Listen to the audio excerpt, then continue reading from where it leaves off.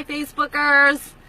Today's little tidbit of real estate information has to do with earnest money. Somebody smarter than me told me recently that if you get a question 3 times or more from clients, then you should just make a video about it. And it occurred to me this morning that I find myself often explaining what the concept of earnest money is and why we need it. So the purpose of earnest money from the buy side is to let the seller know how serious you are about purchasing their property. Because let's face it, what you're actually doing when you write an offer is letting a seller know that, yeah, hey, I'd like to buy your house, but I need about 8 weeks to get my ducks in a row and do my due diligence before I can actually pull the trigger.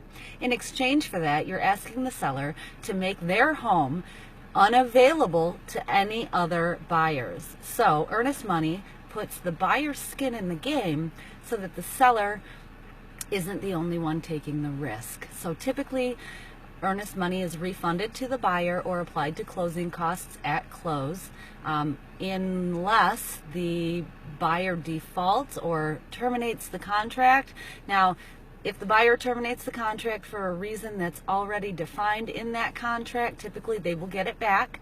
But if a buyer flakes out and has earnest money in their contract, the seller can refuse to release it until terms are sorted out. So it does prevent a buyer typically from just having a flake out and change of heart or buyer's remorse, regret. So that's like a really kind of a high level short version. Obviously, as always, if you have specific questions, you can private message me or post your comments below. But yeah, earnest money, we need it. It does good things for buyers and sellers.